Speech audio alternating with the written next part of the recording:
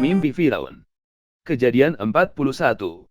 Setelah lewat 2 tahun lamanya, bermimpilah Firaun, bahwa ia berdiri di tepi sungai Nil. Tampaklah dari sungai Nil itu keluar 7 ekor lembu yang indah bangunnya dan gemuk badannya, lalu memakan rumput yang di tepi sungai itu. Kemudian tampaklah juga 7 ekor lembu yang lain, yang keluar dari dalam sungai Nil itu, buruk bangunnya dan kurus badannya, lalu berdiri di samping lembu-lembu yang tadi, di tepi sungai itu. Lembu-lembu yang buruk bangunnya dan kurus badannya itu memakan ke-7 ekor lembu yang indah bangunnya dan gemuk itu. Lalu terjagalah Firaun. Setelah itu tertidur pulalah ia dan bermimpi kedua kalinya, tampak timbul dari satu tangkai 7 bulir gandum yang bernas dan baik. Tetapi kemudian tampaklah juga tumbuh 7 bulir gandum yang kurus dan layu oleh angin timur. Bulir yang kurus itu menelan ke-7 bulir yang bernas dan berisi tadi. Lalu terjagalah Firaun. Agaknya ia bermimpi. Pada waktu pagi gelisahlah hatinya, lalu disuruhnyalah memanggil semua ahli dan semua orang berilmu di Mesir. Firaun menceritakan mimpinya kepada mereka, tetapi seorang pun tidak ada yang dapat mengartikannya kepadanya. Lalu berkatalah kepala juru minuman kepada Firaun, "Hari ini aku merasa perlu menyebutkan kesalahanku yang dahulu. Waktu itu tuanku Firaun murka kepada pegawai-pegawainya, dan menahan aku dalam rumah pengawal istana, beserta dengan kepala juru roti. Pada satu malam juga kami bermimpi, aku dan kepala juru roti itu, masing-masing mempunyai mimpi dengan artinya sendiri.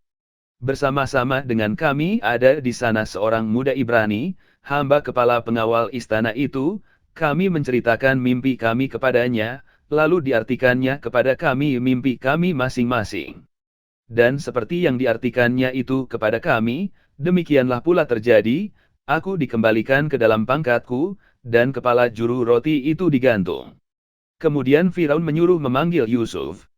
Segeralah ia dikeluarkan dari tutupan, ia bercukur dan berganti pakaian, lalu pergi menghadap Firaun.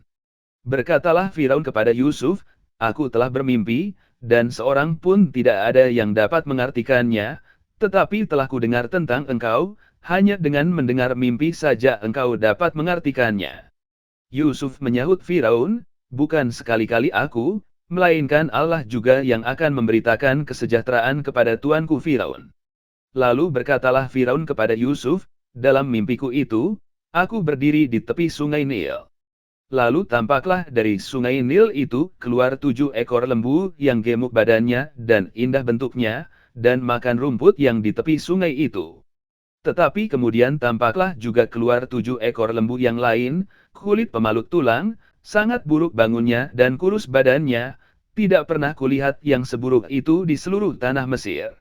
Lembu yang kurus dan buruk itu memakan ke-7 ekor lembu gemuk yang mula-mula.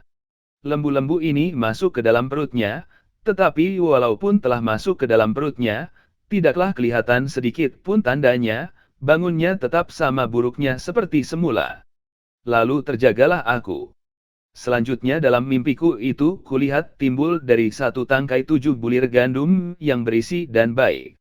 Tetapi kemudian tampaklah juga tumbuh 7 bulir yang kering, kurus dan layu oleh angin timur. Bulir yang kurus itu memakan ke-7 bulir yang baik tadi.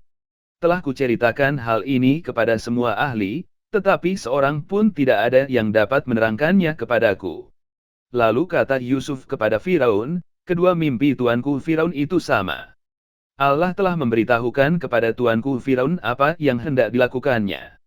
Ke-7 ekor lembu yang baik itu ialah 7 tahun, dan ke-7 bulir gandum yang baik itu ialah 7 tahun juga.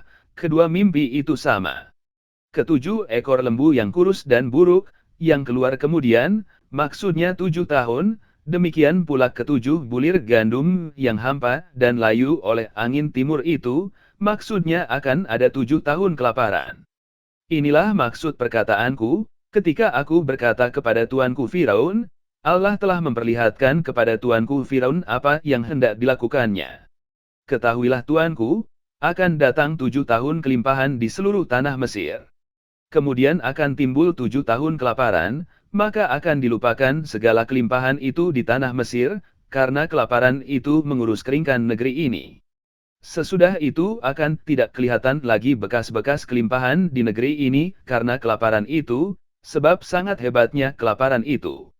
Sampai 2 kali mimpi itu diulangi bagi tuanku Firaun berarti, hal itu telah ditetapkan oleh Allah dan Allah akan segera melakukannya.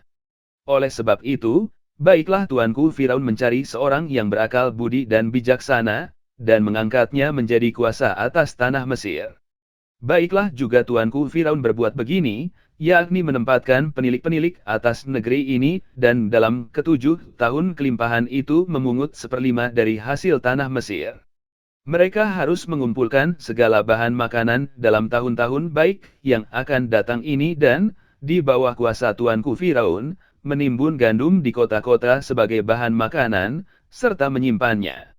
Demikianlah segala bahan makanan itu menjadi persediaan untuk negeri ini dalam ke-7 tahun kelaparan yang akan terjadi di tanah Mesir, supaya negeri ini jangan binasa karena kelaparan itu.